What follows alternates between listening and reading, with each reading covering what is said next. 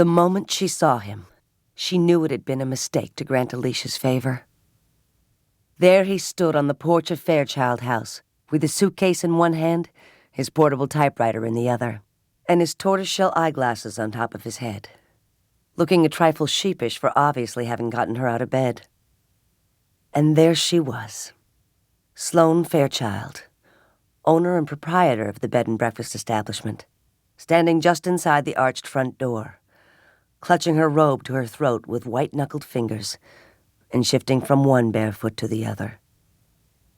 With her first look into Carter Madison's face, her stomach lurched, tightened, then stumbled over itself on its rolling descent to the cushiony floor of her torso.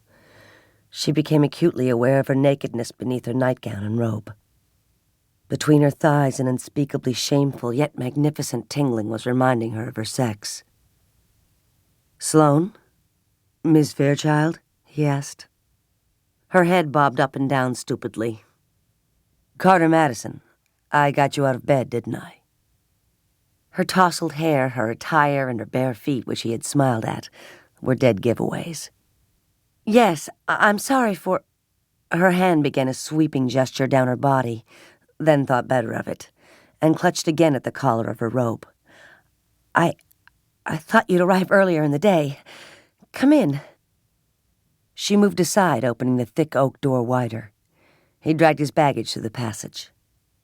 "I'd planned to fly up earlier in the day, but David had a soccer game and threw a fit when he found out I was going to miss it. Didn't Alicia call you?" "No." "I'm sorry. She was supposed to call and tell you I'd be late." He set his cases on the floor and looked down at her. Eyes, so unusual she'd never seen the like before, collided with hers. Even the faint glow shed by the nightlights she kept on in the hallways reflected their light brown sherry color. They were outlined by thick lashes, the same rich mahogany color of his hair. "I hate to have gotten you out of bed. Alicia said you were reluctant to have me staying here in the first place." His lopsided grin was a little too self-confident, a little too cocky, and absolutely captivating.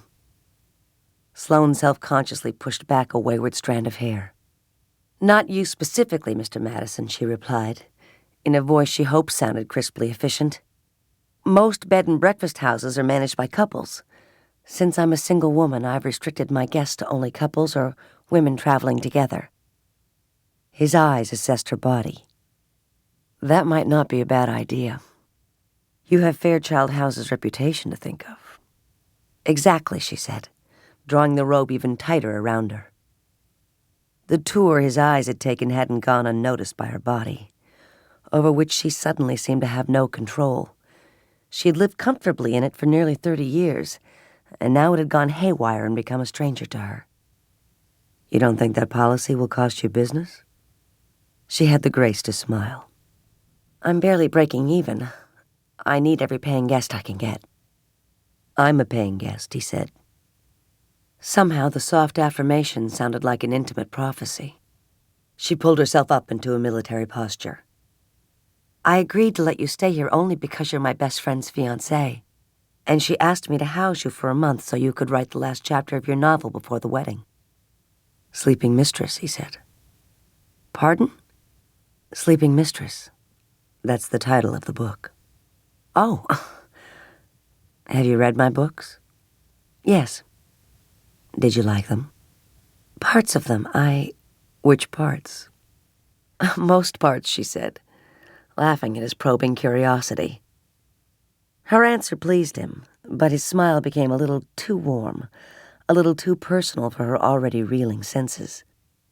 "I think it's wonderful about you and Alicia," she interjected quickly. "She's a terrific lady," he said. "Yes, she is. I thought—" "Never mind. Go on. You thought what?"